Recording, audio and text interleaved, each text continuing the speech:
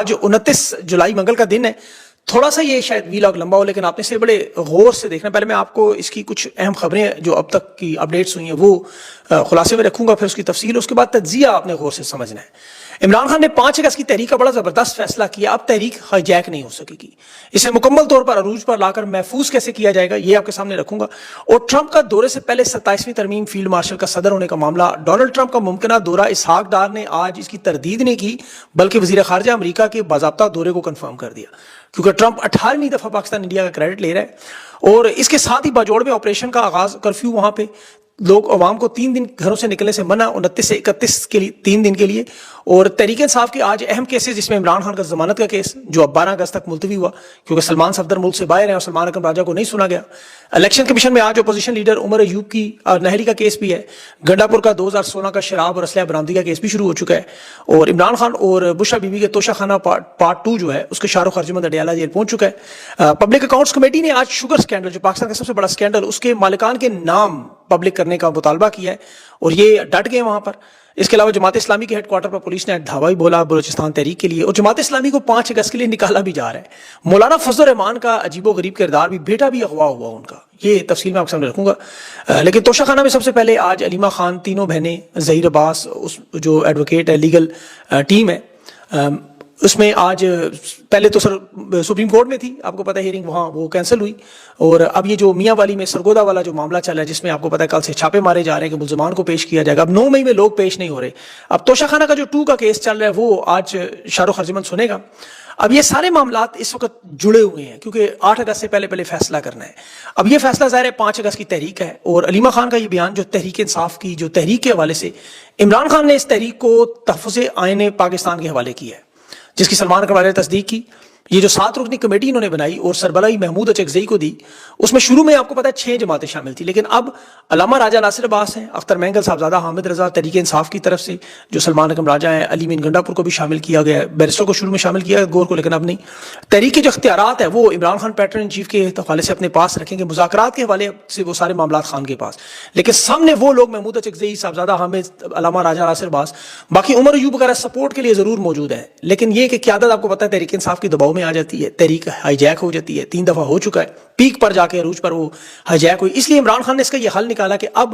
ان لوگوں کو سامنے لانا ہے جو ایک تو تحریک انصاف کے جھنڈے تلے نہیں اور تحریک انصاف کے ساتھ مطلب پارٹی نہیں ان کی ڈائریکٹ, اور دوسرا وہ اس پوزیشن میں نہ ہو کے روک سکیں کیونکہ تحریک انصاف کی سیاسی طاقت, اسٹریٹ پاور, عوامی طاقت وہ عمران خان کی تحریک انصاف کی ہے. لیکن فرنٹ پہ آئین تحفظ کے وہ رہنما جو بڑا سخت موقف رکھتے ہیں جنہیں توڑنا آسان نہیں ہے وہ موجود ہے. اب یہاں مولانا فضل الرحمان کی شمولیت نہ ہونا یہ یقین کریں تحریک انصاف کے لیے اللہ کی طرف سے بلیسنگز ہیں. مولانا کیونکہ باقاعدہ طور پر اس پورے بٹوارے میں مال غنیمت میں حصہ لے رہے ہیں. خیبر پختونخوا میں ان کے پاس صرف 6 MP ہے, صرف 6, لیکن لوٹ مار کے مال میں مخصوص نشستیں وہ 9 لے گئے اور ان 9 کی وجہ سے 2 سینیٹر بھی لے گئے. اب مولانا کو خیبر پختونخوا کی وزارت اعلیٰ پہ نظر ہے, وہ فاٹا کو آپ کو پتہ ہے انضمام توڑ کے وہاں پہ اپنا ایک الگ وزیر اعلیٰ لانا چاہتے ہیں. اب یہ فاٹا کا سب سے بڑا اور علاقہ جو خیبر پختونخوا بدامنی کا معاملہ ہے, جس طرح ہمیشہ مقامی سیاستدان, جرنیل, غیر ملکی کمپنیوں کی مدد کی جاتی ہے, تو مولانا ظاہر ہے اس میں پارٹ بنے گے. اب ان کے حالات بہت ٹائٹ ہے. ویسے ان کے بیٹے کو باقاعدہ خیبر پختونخوا میں دہشت گرد تنظیموں کی طرف سے اغوا کی, آپ کو پتہ ہے خبریں چلتی نہیں کہ جی مولانا صاحب نے پیسے دے کے بھتا دے کے واپس لائے.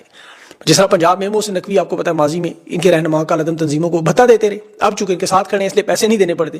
لیکن یہ جو واردات اس وقت ہو رہی ہے اسے اگر آپ سمجھنے کی کوشش کریں گے تو یہ اقتدار کی ظاہر ہے جنگ ہے, صدارتی نظام بنانے کی, فیلڈ مارشل کا صدر بننے کا معاملہ جو بھی ہے, جو نیوٹرل ہونے کے دعوے بھی آپ کو نظر آئے نا کہ شہباز شریف کی حکومت یا زرداری کی حکومت, تعلقات ان کے بالکل قائم ہے, لیکن بٹوارے کے مال میں جب بڑا حصہ چاہیے ہو تو پھر انہیں ڈسکریڈٹ کیا جاتا ہے. اب یہ صدارتی نظام میں پاکستان میں صدر مشرف کے دور میں بالکل ایسے ہی ہوا تھا, جب تمام طبقات چیخ کے کہتے تھے مشرف تم صدر رہو, وردی پہنو آؤ. آج اسی طرح کا معاملہ چل رہا ہے, بلکہ نواز شریف کو بھی کہتے تھے ڈھولا پیچھے مڑ تیری لوڑ پہ آئے گی. آپ کو یاد ہوگا اب کسان اتحاد کے سربراہ کو جس طرح فیلڈ مارشل سے براہ راست مداخلت کی درخواست کر رہے ہیں, حالانکہ ان کی براہ راست مداخلت میں زراعت کے منصوبہ جو مریم نواز کے ساتھ سرسبز انقلاب آپ نے دیکھا ہوا ہے, سندھ میں نہروں کے منصوبے آپ دیکھ لیں, معدنیات کے منصوبے دیکھ لیں, یہ براہ راست ان کی ساری مداخلت ہے. خارجہ پالیسی ہو, ملک کی معیشت ہو. صدارتی نظام کا اصل معاملہ اس وقت تک نہیں ہوگا جب تک ڈونلڈ ٹرمپ کا دورہ کنفرم نہیں ہوگا. 27ویں ترمیم کروا کے اختیارات لانے کا یہ سارا معاملہ اسی طرف جا رہا ہے. اور ان میں دیکھیں میں آپ کو جو حقیقت بتاؤں, تحریک آزادی جس کی بات ہے, اگر آپ اس کے نکات دیکھیں بڑے سادے سے ہیں کہ ڈکٹیٹر, عامر, اسٹیبلشمنٹ جب ہم کہتے ہیں 10 سے 12 جرنیل, یہ پاکستان کی عوام اور عمران خان کی یہ تحریک ہے کہ آپ یہ فوج سے نکل جائیں. ان کی خواہش ہے. دوسرا یہ کہ فوج سیاست سے نکل جائے بالکل. اور سیاست کے اندر جو دو بڑے خاندان ہیں شریف اور زرداری، وہ اس سیاست سے نکلے، یا پھر شریف اور زرداری خاندان کے اندر سے اقتدار کو نکالا جائے، عدلیہ کو آزاد کریں، خود مختار کریں، میڈیا کی پابندیاں ہٹائیں۔ بڑے سادہ سے مطالبات ہیں، اور تحریک ہے بھی یہی، اور یہی تحریک تھی عوامی لیگ کی، شیخ مجیب کے یہی مطالبات تھے۔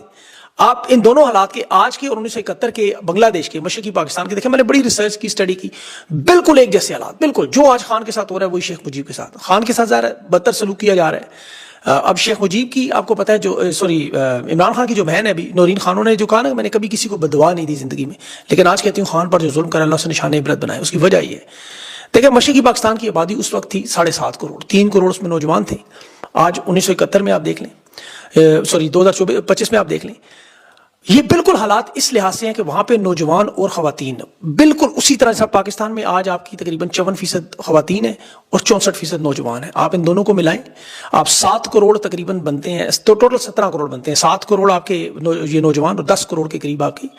خواتین بنتی ہیں، 10 کروڑ نوجوان اور 7 کروڑ خواتین۔ اب آپ انہیں دیکھیں کہ یہ جس طرح دنیا میں کوئی بھی ایسا نظام ہو جو نوجوانوں کو اور خواتین کو ملائے بغیر کامیاب نہیں ہو سکتا۔ اب پاکستان میں 16-17 کروڑ نوجوان دنیا میں کسی بھی اصول پر ڈٹ جائیں تو دنیا کی کوئی طاقت کسی تحریک کو نہیں روک سکتی، خواتین خاص طور پر جب آئیں۔ اسی لیے بڑا اہم معاملہ ہے، تحریک آزادی ہو، 65 کی جنگ ہو، بنگلہ دیش کی آزادی ہو، تحریک کامیاب ہوتی ہے۔ 71 میں بنگالی خواتین آپ باقاعدہ ہاتھوں میں بندوق لے کے تربیت نظر آ رہی تھی، مردوں کے ساتھ شانہ بشانہ تھی۔ اب تحریک انصاف پاکستان میں کیوں ہمیشہ کامیاب جماعت اور بہت بڑی اسٹریٹ پاور رہی، اور عمران خان پاکستان کی سب سے مقبول ترین رہنما کیوں رہے، کہ پورے پاکستان کی آبادی میں نوجوان خواتین، بلکہ اب تو بزرگ چاچے بھی آ گئے ہیں، یہ سب کے سب ان کے ساتھ ہیں۔ تو یہ حالات اس وقت مشرقی پاکستان میں بالکل ایسے ہی تھے، وہاں شیخ مجیب کے ساتھ یہی طبقہ تھا، اسے بنگا بندو اسی لیے کہا جاتا ہے، یہ خواتین اور نوجوانوں میں بہت مقبول تھا۔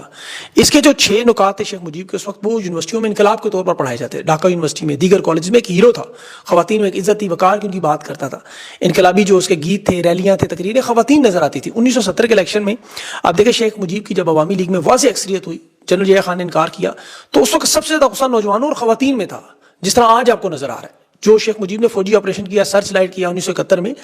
طلباء، دانشور، خواتین، شہریوں کا کوئی لحاظ نہیں کیا، تباہی بربادی مچائی، عوامی لیگ کو دیوار سے لگایا، سیدھی سیدھی گولیاں چلائیں۔ عوامی لیگ کے جو حامی تھے، طلباء تھے، اساتذہ تھے، صحافی تھے، دانشور تھے، شاعر تھے، انہیں اٹھا لیا، ڈھاکہ یونیورسٹی پہ حملہ کیا، ہاسٹلز پہ سینکڑوں طلباء انہوں نے مار دیے۔ تو عوامی وہاں جو سیاسی رہنما تھے وہ باقاعدہ ان کے گھروں پر چھاپے مار کے خواتین کی بے حرمتی کی گئی۔ یہ آپ اقوام متحدہ کی، BBC کی، نیو یارک پوسٹ کی ساری پڑھی ہوئی، 3 سے 30 لاکھ لوگوں کے مارنے کی اس میں مکمل طور پر خواتین کے ساتھ جو ہوا وہ سارا اس میں لکھا ہے، مدرمان کمیشن رپورٹ میں، بڑی نسل کشی کہا جاتا ہے، یہ سب لندن ٹائمز وغیرہ میں چھپا ہوا ہے جو میں آپ کو بتا رہا ہوں۔ یہ اس کا پھر رد عمل کیا، مزاحمتی اور آزادی پسند تحریک شروع ہوئی، عوامی ملیشیا بننے شروع ہو گئے، عوام میں جو نوجوان طلباء تھے، کسان تھے، خواتین تھی، ریٹائرڈ فوجی تھے، پولیس اہلکار تھے، سارے اکٹھے ہوئے۔ اب انہوں نے جو مکتی بہانی بنایا، مکتی کا مطلب کیا ہے، نجات، اور بہانی فوج سے، مطلب فوج سے نجات، جو آج تحریک آپ کو نظر آ رہی ہے۔ اس میں خواتین گوریلا جنگ میں باقاعدہ شرکت کی انہوں نے کی،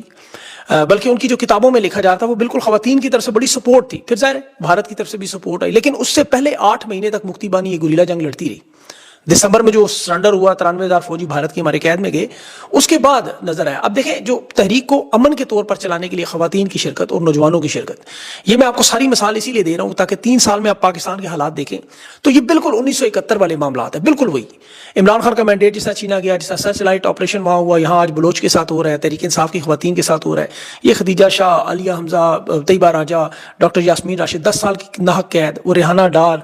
فرزانہ کوثر، مسرت چیمہ، ملائکہ بخاری، اتنے زیادہ نام اب یاد رکھنا مشکل ہو گئے۔ مردوں کے ساتھ جو ہوا وہ تو آپ دیکھ رہے ہیں، روز ابھی بھی ہو رہے ہیں۔ خواتین کے ساتھ جو ظلم و ستم ہوا اس میں صرف 10% کیسز رپورٹ ہوئے ہیں، لوگوں نے عزت کی وجہ سے معاملات سامنے ہی نہیں لائے۔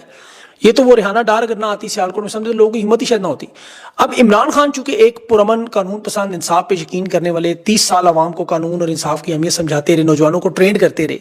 اور اللہ کرے عمران خان کو اتنی لمبی زندگی اللہ اس کو دے جس طرح مہاتیر محمد 96 سال کی عمر میں ملک بچا رہے، اور یہاں پہ دعا ہے کہ کوئی ایسی مکتی بہانی نہ بنے، کیونکہ حالات یہ اس طرف جا رہے ہیں۔ بنگلہ دیش کے، مشرقی پاکستان کے آپ حالات دیکھیں تو اس وقت بھی بڑی تعداد میں پولیس افسران، فوجی مشرقی پاکستان سے، وہ پاکستان آرمی فوج پولیس سے الگ ہو گئے۔ یہ میں آپ کو بتا رہا ہوں، ابھی وادی 13 میں آپ دیکھیں کتنا دردناک معاملہ ہوا، جہاں باجوڑ میں اب آپریشن شروع ہو گیا 3 دن کے لیے۔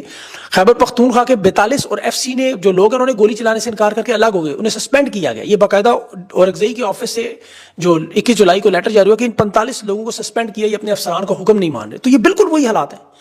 اب چونکہ ہم پاکستانی ہیں، ہمیں تو محبت ہے پاکستان سے، ہم نہیں چاہتے کوئی اللہ نہ کرے نقصان ہو ایسا۔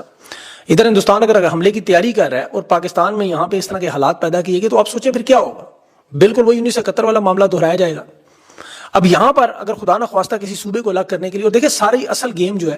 وہ آپ جانتے ہیں معدنیات کی ہے، 8 خرب ڈالر کے معدنیات، جس کی وجہ سے اور اقتدار کی، جس سے قانون آئین اور جمہوریت کو تباہ کیا جا رہا ہے۔ اب اس وقت جب سے تحریک انصاف نے اعلان کیا ہے حکومت کی، دیکھیں صفوں میں تحریک کی وجہ سے کھلبلی ہے۔ یہ جانتے ہیں کہ جس طرح اپنے مورے لانچ کیے جائیں، ابھی جماعت اسلامی کو بھی یاد آ گیا 5 اگست، ابھی ہو سکتا ہے لبیک پارٹی بھی آپ کو نکلتی ہوئی نظر آئے، اور ہو سکتا ہے پھر مولانا فضل الرحمان بھی 5 اگست سے پہلے کچھ نہ کچھ کرنا چاہیں۔ مولانا صاحب تو ویسے بھی دیکھیں صرف 3 سال کے لیے عمران خان کے دور میں باہر آئے تھے، اور پورے خیبر پختونخوا میں امن تھا، یہ یاد رکھیں۔ اچھا، یہ جو لوگ اس وقت واردات کر رہے ہیں، یہ 1971 میں بھی ایسے ہی لوگ واردات کر چکے، جیسے شہباز شریف، آصف زرداری، یہ سیاستدان ہیں مشرقی پاکستان میں، بنگلہ دیش بنا، نور الامین جیسے لوگ جو مغربی پاکستان میں، تو بعد میں اس کو وزیر اعظم بھی لگایا کچھ عرصے کے لیے، معاف کیجیے گا، یہ خواجہ نظام الدین تھے، فضل القادر چودھری تھے، یہ جنرل ضیاء خان کے قریبی ساتھی تھے، ان کی عوامی سطح پہ کوئی مقبولیت، جس طرح آج نون لیگ اور پیپلز پارٹی کے حالات ہیں۔ ادھر جماعت اسلامی نے بھی اس وقت بڑا اہم کردار ادا کیا تھا، البدر اور شمس جیسی ملیشیا میں، یہ تاریخ میں آپ کو مکتی بانی تو بتاتے ہیں، لیکن البدر اور شمس ملیشیا کا ذکر نہیں کرتے، جنہوں نے وہاں تباہی بربادی پھیری، جن پہ جنگی جرائم کے مقدمات بھی چلتے رہے،